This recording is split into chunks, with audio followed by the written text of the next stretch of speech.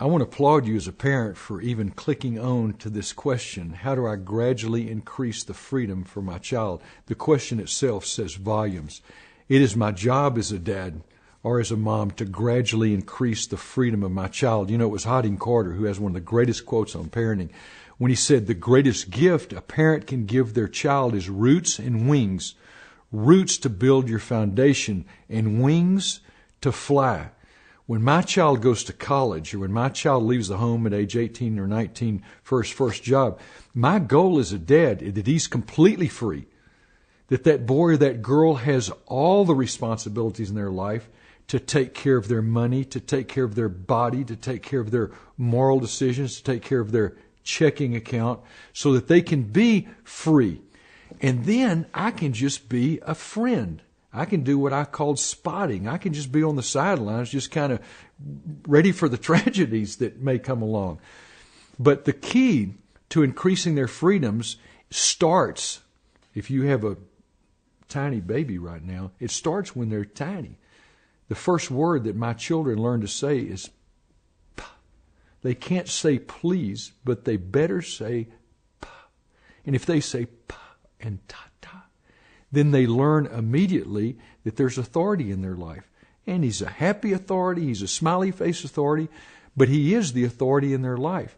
And so as the child gets in elementary, middle school, where the big decisions start coming, and then high school, where it's extremely difficult to be a child, they understand what authority means. The key to increasing freedom, and this is good. In fact, Dr. Dobson and I had one of our greatest talks about this on Focus on the Family Radio.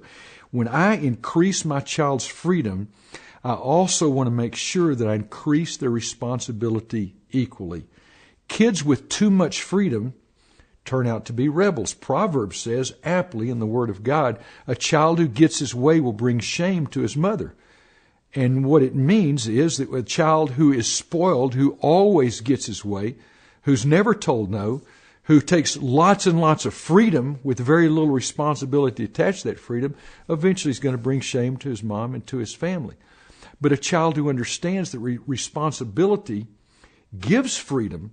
When I drive safely, then I'm trusted with the car more. When I talk with parameters on how long I talk on the cell phone, I get more time on the cell phone.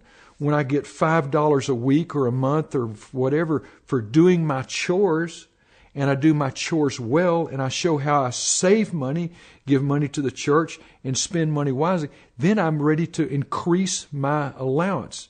So as my kids get more freedom in their life, like some time on the computer, demonstrating, and parents hear me, when childs get these freedoms like the computer, you be sure that you do a great job in making sure their responsibilities match the freedoms you've given them. You be sure they know what they're doing on their computer.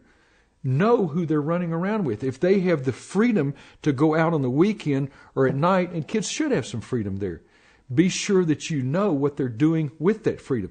Then as you increase their freedoms, more time out, more allowance, more time on the phone, more time on the computer, more time learning to be free.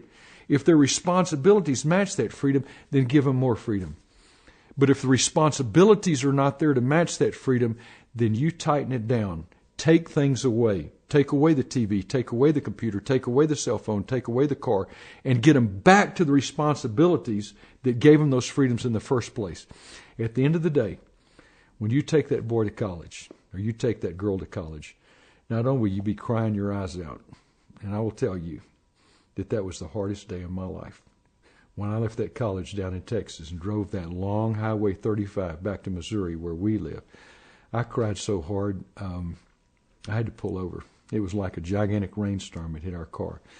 But I was proud of that little girl, and it wasn't easy all the way. It wasn't. I made a lot of mistakes. She made a lot of mistakes. But it was one of the most wonderful things to know that she did have complete freedom, and I knew she'd handle her freedom well.